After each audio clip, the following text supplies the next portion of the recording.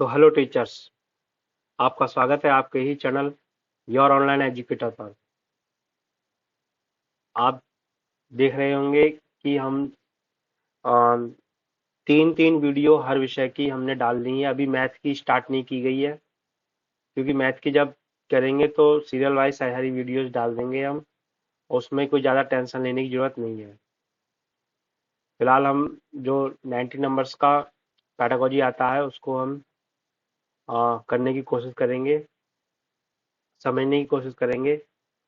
वो एक बहुत ही मुख्य विषय है। ठीक है। तो आज की जो हमारी क्लास है वो है अ, हिंदी की। इसमें 15 क्वेश्चन पेडागोजी के आएंगे, और 15 क्वेश्चन जो होंगे उसमें 7-8 क्वेश्चन होंगे गद्यांश के और 7-8 ही होंगे पद्यांश के। इस हिसाब से हमारे पैरा वगैरह दिए होंगे, उनको पढ़कर उसमें से क्वेश्चन छांटने होते हैं उसमें गद्यांश और पद्यांश में। तो आपको, और 15 नंबर की पेडागोजी वो तो आप आराम से कर लेंगे। जब एग्जाम पास होगा तो हम आपको उसकी प्रैक्टिस भी करा देंगे। ठीक है।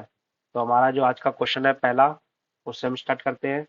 पहला क्वेश्चन में है, बच्चों को मौखिक भाषा का सतत आकलन करने का सबसे बेहतर तरीका क्या है? शब्द बनवाना, या प्रश्नों के उत्तर पूछना, या विभिन्न संदर्भों में बातचीत, या सुने हुए को दोहराने के लिए कहना। तो देखिए, हम इसमें थोड़ा नोटिस करते हैं कि हमें बच्चों को भाषा सिखानी है। तो उसमें वो शब्द बनवाना कोई ज्यादा बड़ी बात नहीं है, ना प्रश्नों के उत्तर पूछना। सबसे मेन चीज है इसमें, जब हम विभिन्न संदर्भों में बातचीत करेंगे तो वो हमारे भाषा का वो प्रयोग करेगा, और जब प्रयोग करेगा तभी सीखेगा। बच्चा अर्जन ज्यादा जल्दी करता है अधिगम की अपेक्षा। अधिगम मतलब अगर कोई उसको सिखाता है या सीखता है, उसकी अपेक्षा वो अर्जन दूसरों से सीखता जल्दी है जब वो उसका यूज करता है। ठीक है। फिर दूसरा क्वेश्चन है, भाषा के सतत और व्यापक आकलन का उद्देश्य है। भाषा के सतत और व्यापक आकलन का उद्देश्य क्या है? इन चारों में से एक है। ठीक है, पढ़ते हैं। वर्तनी की अशुद्धियां, वो अशुद्धिता के बिना लिखने की क्षमता का आकलन, या भाषा के व्याकरण का आकलन करना, या भाषा के मौखिक और लिखित रूप के प्रयोग की क्षमता का आकलन, या पढ़कर समझने की क्षमता का आकलन। तो इसका जो हमारा होगा सी, भाषा के मौखिक और लिखित रूप के प्रयोग की क्षमता का आसन वो आकलन। अगर हम मौखिक और लिखित में जो भाषा की प्रयोग की जो क्षमता है वो अगर हमारी सही है तो हमें भाषा जल्दी आएगी। ठीक है। इसके आगे है तीसरा क्वेश्चन, भाषा कक्षा में विभिन्न दृश्य श्रव्य साधनों के उपयोग का उद्देश्य नहीं है। इन चारों में से एक गलत है, बाकी तीन सही है, क्योंकि इसमें हमारा नेगेटिव वर्ड आ गया नहीं है। आधुनिक तकनीक को कक्षा में लाना, या सभी प्रकार के बच्चों की आवश्यकताओं का ध्यान रखना, या सीखने सिखाने की प्रक्रिया को रुचिकर बनाना, या विद्यालय प्रमुख के निर्देशों का पालन करना। तो देखिए, जो इसमें है स्टार्टिंग के जो तीन है वो तो सही है, लेकिन विद्यालय प्रमुख जो प्रिंसिपल है उनके निर्देशों का पालन करना नहीं है इसमें। ठीक है। दृश्य श्रव्य सामग्री में, ठीक है, ये नहीं कि प्रिंसिपल सर ने कह दिया कि दृश्य श्रव्य सामग्री लगाओ, या फिर एक प्रोजेक्टर पे दिखा दो उन्हें कुछ, तो उससे तो हमने लगा दिया। इसका ये मुख्य उद्देश्य नहीं, मुख्य उद्देश्य तो अलग ही है कि बच्चों को सिखाना है। ठीक है, बच्चे एक्टिव बने। पाठ्य पुस्तक की भाषा, पाठ्य पुस्तक की जो भाषा है वो कैसी होती है वो बताना है। बच्चों की घर में समुदाय की भाषा से मिलती जुलती हो, या तत्सम प्रधान होनी चाहिए, या तत्व प्रधान होनी चाहिए, या अधिकाधिक कठिन शब्दों से युक्त होनी चाहिए। कठिन शब्दों से युक्त तो होगी तो बच्चे कैसे बोलेंगे? तो इसमें ये नेगेटिव वर्ड है। ये प्रधान होनी चाहिए मतलब कि तत्सम तत्व, ये भी नेगेटिव है। हमारा सही है ए। बच्चों की घर में समुदाय की भाषा से मिलती जुलती होनी चाहिए। जैसा बच्चा घर में बोल रहा है उसी तरह से अगर हम बच्चे को वातावरण देंगे तो वो सही से उसको सीख पाएगा जल्दी। ठीक है, और किसी बात को समझ भी पाएगा। प्राथमिक स्तर पर भाषा सीखने से तात्पर्य है जो 5वीं क्लास के बच्चे या फिर स्टार्टिंग के जो होते हैं उससे प्राथमिक जो स्तर होता है उससे क्या तात्पर्य है? भाषा वैज्ञानिक तथ्य स्पष्ट करना, या भाषा का व्याकरण सिखाना, या उच्च स्तरीय साहित्य पढ़ाना, या भाषा का प्रयोग सिखाना। जो छोटे क्लास के बच्चे होते हैं उनको प्राथमिक बोलेंगे, क्योंकि वो स्टार्टिंग करेंगे, उनको क्यों सिखाई जाती है वो ये कहना चाह रहे हैं, उसका उद्देश्य वो पूछ रहे हैं। तो इसका उद्देश्य सीधा सीधा भाषा का प्रयोग करने बस, और उसे कुछ कोई वैज्ञानिक नहीं बनाना है, ना व्याकरण लिखवानी है, ना उच्च स्तरीय साहित्य लिखवाना, उससे हमें पढ़वाना नहीं है। हमें बस कोशिश करनी है कि बच्चा उसका प्रयोग सीख ले बस। घर की भाषा और विद्यालय में पढ़ाई जाने वाली भाषा सदैव टकराहट से गुजरती है, सदैव समान होती है, समान हो सकती है, सदैव अलग होती है। तो इसमें से जो सबसे बेस्ट है उसका लगाना है समान हो सकती है। ये सदैव जो है नेगेटिव है, मतलब कि हमेशा ऐसी होगी, तो ये अपने आप में एक दायरे को समेट रहा है, ठीक है। उसके बाहर जो निकल रहा है वो क्या है? समान हो सकती है। 7वां क्वेश्चन है, प्राथमिक स्तर पर हिंदी भाषा शिक्षण के लिए सबसे अधिक महत्वपूर्ण है। अगर छोटी क्लास का बच्चा है, उसको हमें कोई दूसरी भाषा सिखानी, तो उसके लिए क्या सबसे महत्वपूर्ण होगा, ये वो पूछ रहा है। भाषा प्रयोग के अवसर, पाठ्य पुस्तक, उच्च स्तरीय तकनीकी यंत्र, या व्याकरणीय नियमों का स्मरण। इसका हमारा पहला होगा, हम उसे प्रयोग कराएंगे जहां जितना, उतनी जल्दी बच्चा उसको अर्जन करेगा, ठीक है। हिंदी प्रयोग के विविध रूपों को जानने के लिए सर्वाधिक उपयोगी साधन हो सकता है। विविध रूपों को जानने के लिए सर्वाधिक उपयोगी साधन क्या हो सकता है? बाल साहित्य का विविध उपयोग, या शिक्षण की विविध विधियों का संपूर्ण ज्ञान, या सुंदर ढंग से छपी पुस्तकें, या उच्च स्तरीय लेखन सामग्री। तो हमें इसका बताना है। इसका देखिए, बाल साहित्य का विविध उपयोग, ये सही है, ठीक है।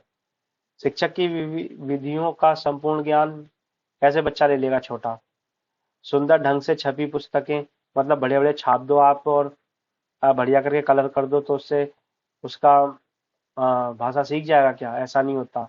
उच्च स्तरीय लेखन सामग्री, या बहुत ही बड़े विद्वानों से लिखवा दो सामग्री को, तो सीख जाएगा? ऐसा भी नहीं होगा। बाल साहित्य का विविध उपयोग ही होगा, ठीक है। 9 है, कक्षा 1 और 2 के बच्चों के लिए आप किस तरह की कहानी का चयन करेंगे?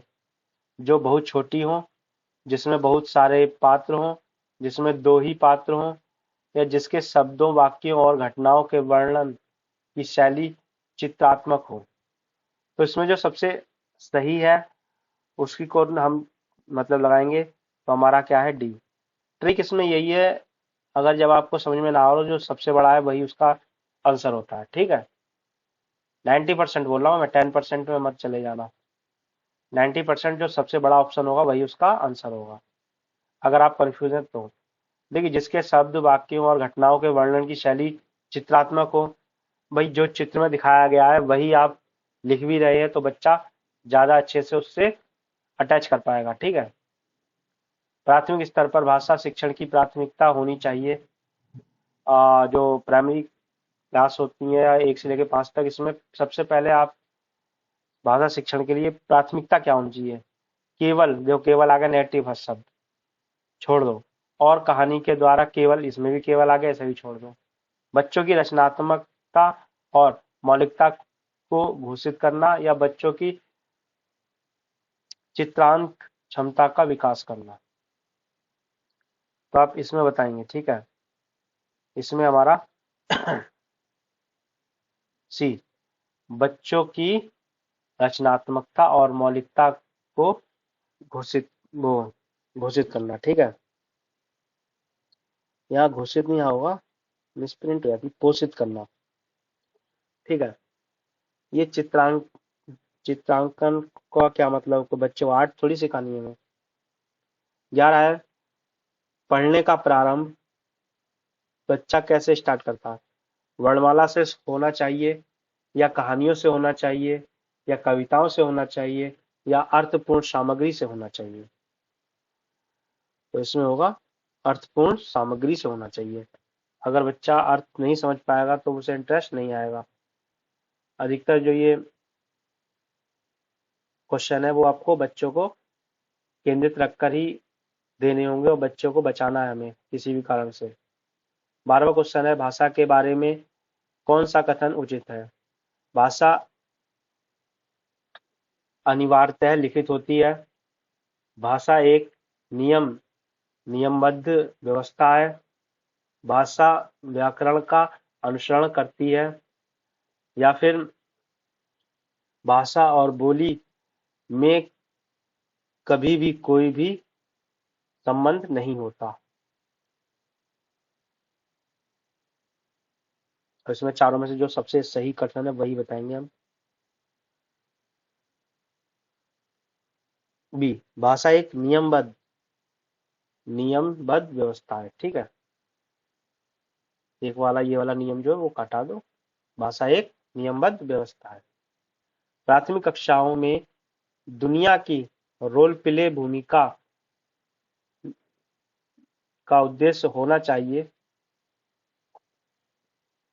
प्राथमिक कक्षा में दुनिया की रोल प्ले का उद्देश्य होना चाहिए क्या? बच्चे को अभिनय सिखाना, या फिर एक पद्धति के रूप में इसका उपयोग करना, या भाषा प्रयोग के अवसर प्रदान करना, या बच्चों को अनुशासित रखना। अनुशासित क्या, उसे पीट पाट के रखेंगे? सी, जब इसमें आप अवसर का बात करते हैं तो हमारा ऑटोमेटिक वो आंसर सही हो जाता है। अवसर देने चाहिए। भाषा हमारे परिवेश में बिखरी मिलती है, यह कथन किस पर लागू नहीं होता? भाषा जो है हमारे जो परिवेश में बिखरी है, थोड़ी थोड़ी दूरी पर अलग अलग तरीके की भाषा चेंज हो जाती है। ठीक है, किस पर ये कथन लागू नहीं होता? भाषा प्रयोगशाला, अखबार, विज्ञान या साइन बोर्ड। तो ये जो है भाषा प्रयोगशाला पर नहीं होता लागू। ठीक है, अखबार में होगा। अखबार भी गुजराती है तो गुजराती अखबार है तो गुजराती भाषा में होगा। विज्ञान के बारे में कोई है तो विज्ञान की ही होगी, और साइन बोर्ड में है तो वो उस हिसाब से होगी। लेकिन जब भाषा प्रयोग करते हैं तो हम इंग्लिश, हिंदी, उर्दू कई शब्द डाल देते हैं। ठीक है, 15वां क्वेश्चन है, कक्षा में कुछ बच्चे लिखते समय वर्तनी संबंधी त्रुटियां करते हैं। एक भाषा शिक्षक के रूप में आप क्या करेंगे? कुछ लिख रहे हैं और उसमें शब्दों में त्रुटियां करते हैं। वर्तनी मतलब कि हम जैसा बोल रहे हैं वैसा ही वह लिख रहे हैं। ठीक है, अगर हम गलत बोल रहे हैं तो वो गलत ही लिख रहे हैं। तो शब्दों का सही रूप लिखते हुए बच्चों को दोनों तरह के शब्दों का अवलोकन करके अंतर पहचानने का अवसर देंगे। अवसर आ गया भाई इसमें, और बड़ा भी है। ठीक है, पहला ही जहां तक है सही है। उन्हें सख्त, ये तो गलत है। उनकी त्रुटियों पर बिल्कुल ध्यान नहीं, ये भी गलत है। उनसे शब्दों को 20 बार लिखवाने को, ये भी गलत है। हमारा जो है 15वां ही सही, 15वें का पहला सही है।